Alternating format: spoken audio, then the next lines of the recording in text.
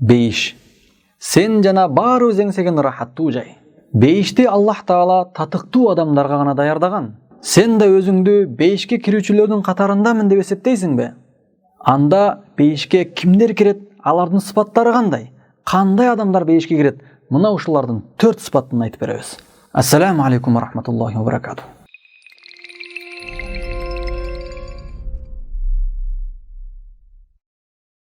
Дегеле бейиш деген эмне? Бейиш мына ушундай жай, адам дүйнө кыйынчылыктарынан кыйналганда, дүйнө түйшүктөрүнөн, сыноолордун аябай тажаганда Аллах убада кылган бейишти эстей турган болсо, жана Аллах насип кылып бейишке киргенде, бейиште бул дүйнөдөгү кыйынчылыктардын баары унутулат. Жада калса бул дүйнөдө өмүрүнүн акырына чейин кыйынчылыкта жашаган, эң кыйынчылыкта жашаган, эң оор абалда жашаган адамды дагы бейишке киргизген болсо, пайгамбар саллаллаху алейхи ва саллям хадисте айткан, дүйнөдөгү эң кыйынчылыкта жашаган адамды бейишке Аллах Таала киргизип туруп, дүйнөдө кыйынчылык көрдүңбү? Бир эле киргизип туруп сураганда, дүйнөдө кыйынчылыктарды көрдүңбү? Дегенде, ма раайту шакаан кат. Мен дүйнөдө такыр кыйынчылыктарды көрбөдүм деп айтат. Себеби бейиштеги неаматтар, бейиштеги рахат, бейиштеги Аллах Тааланын берген неаматтары, жакшылыктары бул дүйнөдөгү кыйынчылыктардын бардыгын уnuttурат. Мына ушундай рахат жайы Пайгамбар саллаллаху алейхи ва салламга колуна кол, бутуна бут болуп жардам берген. Ислам дининин жайылышына эң чоң себепкер болгон, пайгамбарыбызга жардам берип жүргөн ансарлар, Мадина эли пайгамбарыбызга келип, "Я Расулла, биз сени өз коргообузга алабыз. Кел Мединага. Медина шаарына кел, биз сени өз үй бүлөбүздү коргогондой сени коргойбуз. Мейли, бүткүл арабтар бизге душман болсун. Бизге ачарчылык, кыйынчылык болсун, оорчулук болсун, коркунуч болсун, биз чыдайбыз" деп байат кылган, антташканы келгенде, пайгамбар саллаллаху алейхи ва салламдан сурашат: "Я Расулулла, биз мына ушундай кыйынчылыктарга чыдайбыз, барына чыдайбыз. Бизге эгерде Аллах Таала ийгилик берип, ислам жайылган болсо, Аллах Тааланын өкүмү жерге жайылган болсо, бизге эмне берилет?" дегенде, пайгамбарыбыз "Лакумул жанна", силерге бейиш берилет деген. Эң чоң сыйлык бул дүйнөдөгү кылган иш-аракеттерге, амалдарга бул бейиш. Пайгамбарыбыз убада кылган жок: "Эгерде ислам жер жүзүнө жайылса, силерге Каабанын күлүчүн берем, Меккеге падыша кылам. Мисир падышачылыгы силердин колуңарда болот. Бүткүл Мадина эли бийликте болот" деген жок. Себеби бул дүйнөнүн байлык бийлиги түгөнө турган нерсе. Ал эми эң чоң ийгилик бул бейиш. Бейишти пайгамбар саллаллаху алейхи ва саллям мына мынтип сыпаттап берет: "Мауди'у саутин фил жанна хайрун минад дунья ва ма фиха". Бейиштеги бир камчынын орду, камчынын өлчөмүнчалык орду бул дүйнөдөн жана бул дүйнөдөгү бардык нерселерден артык деген. Бейиштеги бир камчынын орду бул дүйнө жана дүйнөдөгү бардык нерседен артык. Камчы канча болушу мүмкүн? Камчы кадимкидей эле камчы, улакчылар иштете турган, атты чабуу үчүн иштете турган камчы. Узуну 1 метр, туурасы 3-4 сантиметр болгон. Мына ушундай кичинекей өлчөмдөгү жер бейиштеги бул дүйнөдөгү бардык нерседен артык. Бул дүйнөдөгү асман тереген имараттардан, бар эңсеген Феррарилерден, байлык, бийлик, атаң даңктан бардык нерседен артык. Мына ошондуктан ансарларга, сахабаларга "Лакумул жанна", силерге бейиш болот деген. Хадиси кудусиде Аллах Таала айтат: "А'датту ли'ибадияс солихин". Мен ыхластуу солих пенделериме ушундай бейиште даярдап койдум, көз көрбөгөн, кулак укпаган жана адамдын ою, акылы жетпеген неаматтарды, рахаттарды даярдап койдум деген. Бейиш, урматтуу бир тууганым, мына ушундай бейиште ушундай рахаттар бар. Аны биз али уга элекпиз, көрө элекпиз, жада калса акылыбыз менен дагы элестете албайбыз. Дүйнөдөгү эң сулуу жер кайсыл жер? Жада калса биз бул дүйнөдө дагы эң сулуу, эң көркөмдүү, эң кооз жерди көрө элекпиз.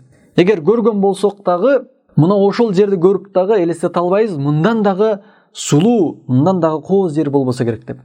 Аллах Таала бейиште ушундай кооз жерлер бар, аны биз элестете албайбыз. Биздин акылыбыз алсыздык кылат. Билесиңби, урматтуу бир тууганым, адамдын жашоосунда эң чоң ийгилик эмне экенин билесиңби? Адамдын жашоосундагы эң чоң ийгилик бул атаң-таң, байлык, бийлик, рахаттуу жашоо эмес. Эң чоң ийгилик Аллах Таала Али Имран сүрөсүндө айткан: "Фаман зухзиха анин нари ва удхилал жанната факад фаз". Кимде-ким тозоктон алыстатылып, бейишке киргизилген болсо, чындыгында ал ийгиликке жетти дейт Аллах Таала. Чыныгы ийгилик, урматтуу бир тууган, тозоктон алыстап бейишке кирүү. Мына ушул чыныгы ийгилик. Мына ушул чыныгы ийгилик аракет кылуу, урматтуу бир тууган. Келиңиздер. Чыныгы ийгилик аракет кылайлы. Чыныгы ийгиликке жеткендер кимдер билесиңби? Аллах Таала чыныгы ийгиликке жеткен бейишке кирүүчүлөрдүн сыпатын Ал-Имран сүрөсүндө баяндап айтат. Бейишке кирүүчүлөрдүн 4 сыпатын айтабыз. Биринчиси Аллах Таала Куранда Ал-Имран сүрөсүндө айткан: "Аллазина юнфикуна фис-сарраи вад-дарра". Бейишке кирүүчүлөр мына ушундай бай кезинде дагы, кедей кезинде дагы Аллах үчүн акчасын иштете алгандар, акчасын каржылай алгандар. Сараң болбостон Аллах үчүн азбы, көппү иштете алгандар. Булар бейишке кирүүчүлөрдүн сыпаттарынан. Экинчиси вал-казиминал-гайз. Ачуусу келген убакытта ачуусун баса алгандар. Тилекке каршы көпчүлүгүбүздө баарыбыз мына ушул сыфаттардан, мына ушул сыпаттан аябай кедей болдук, кыйналдык. Себеби ачуубузду баса албай калдык. Бир аз эле өзүбүзгө жакпай калган сөз болгон болсо, нафсибизге жакпай калган сөз айтылса, же келишпестик болсо, ачууга алдырып, уруш талашты жарата турган болуп калдык. Жок, урматтуу бир тууган, сен бейишке кире турган, бейишке татыктуу болгон адамдардансың. Бейишке кирүүгө татыктуу болууну кааласаң, анда бейиштик болуп, ачуу келген убакытта ачууңду баскан. Аллах Таала бейишке кирүүчүлөр, алар ачуусу келгенде ачуусун басат деген. Бейишке кирүүчүлөрдүн 3-чү сыпаты вал-афина анин-нас. Адамдардан кеткен катачылыктарды кечире алат. Бул дагы биз аксаган, биз кыйналган сыпаттардан. Азыркы күндө бизге аябай керек. Көпчүлүгүбүз бирөө ката иш кылып койсо, туура эмес иш кылса, кечире албай айыптаганга киребиз.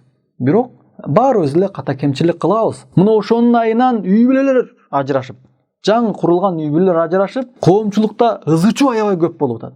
Бейишке кирүүнү каалай турган болсоң, адамдардан кеткен катачылыктарды кечире билгин. Азыр карагыла. Аял киши күйөөсүнүн айткан сөзүн кечире албайт. Күйөөсүнүн ката кетиргенин кечире албайт. Ошондой эле күйөөсү аялынын кылган ката кемчиликтерин кечире албайт. Мейли алар жаш экен, бирок ата-энелер дагы жаштардын кылган ката кемчиликтерин кечире албастан үй бүлөлөр ажырашып атат. Эгерде бейишке кирүүнү каалай турган болсо, келиңиздер урматтуу боордоштор, каталарды кечирүүнү билейли. Биз мына ошондо бейишке татыктуу болобуз. Аллах Таала Куранда айткан: "Вал-афина анин-нас". Жана бейишке кирүүчүлөрдүн 4-чү сыпаты валлаху юхиббул мухсинин. Аллах Таала ихсан кылуучуларды жакшы көрөт. Ихсан кылуучулар дегени бир ишти өз убагында, кылдаттык менен аябай өз ордунда жакшы кылып аткарууну ихсан, мухсин деп аталат. Намаз окуй турган болсо, Аллах Тааланы көрүп тургандай намаз окуу, бул мухсин, ихсан кылуучу адам деп аталат. Садака бере турган болсо, эл көрсүн үчүн эмес, эч кимге көрсөтпөй, жашырын кылып Аллах үчүн берүү, бул ихсан кылды деп эсептелинет. Бирөөгө жакшылык сөздү айта турган болгон болсо, ага жагыныш үчүн эмес, Аллах үчүн жакшы сөздөрдү айткан болсо, мына ушул ихсан кылды делинет. Мына ушундай ихсан кылуучуларды Аллах Таала жакшы көрөт. Аллаху юхиббул мухсинин. Аллах Таала ихсан кылуучуларды жакшы көрөт. Баарыбызга мына ушул аяттарга амал кыла турган, иш жүзүнө ашыра турган, жана ушул аятка амал кылып, Аллах Таала бейишке кирүүчүлөр мына ушундай сыфатта болот деген, биз дагы ошондой сапатка ээ болуп, бейишке кирүүнү баарыбызга насип кылсын. Мына бул аятка амал кылган, бул аятты иш жүзүнө ашырган адамдардан үлгү катары айта турган болсок, Али ибн Хасан, Али радыйаллаху анхунун небереси. Ал күндөрдүн биринде башын жууп аткан убакытта ага суу куюп берип аткан күң аял капыстан, билбестен кумганды Али ибн Хасандын башына тийгиziп алат. Катуу тийгендиктен ачуусу келип, Али ибн Хасан ачуусу келип, жүзү кызарып калган убакытта жанагы күң аял ушул аяттарды окуйт. Жана эле биз айткан аяттарды. Бейишке кирүүчүлөрдүн сыпаттары айтылган аятты окуйт. Вал-казиминал-гайз. Бейишке кирүүчүлөр алар ачуусу келген убакытта ачуусун баса алышат деген аятты. Ошондо Али ибн Хасан ачуумду бастым дейт. Булар мына ушундай адамдар болгон, Аллах Тааланын аяты айтылган убакытта дароо иш жүзүнө ашырганга, амал кылганга киришет эле. Ачуумду бастым дейт. Аяттын уландысын окуйт. Вал-афина анин-нас. Бейишке кирүүчүлөр алар адамдардан кеткен катачылыктарды кечиришет деп. Ошондо Али ибн Хасан мен кечирдим деди. Сенде кеткен катачылыктарды кечирдим деди. Жана күң аял аятты уландырып, Аллаху юхиббул мухсинин. Аллах Таала ихсан кылуучуларды жакшы көрөт деди эле. Али ибн Хасан эки жакты карап туруп, сен эркинсиң деди. Мындан кийин эркинсиң, мен ихсан кылдым деди. Сен эркиндикке чыгаруу менен ихсан кылдым деди. Урматтуу боордоштор, алар биздин тарыхта, же болбосо азыркы күндө да карай турган болсок, бейишке кирүү үчүн талпынган адамдар абдан көп.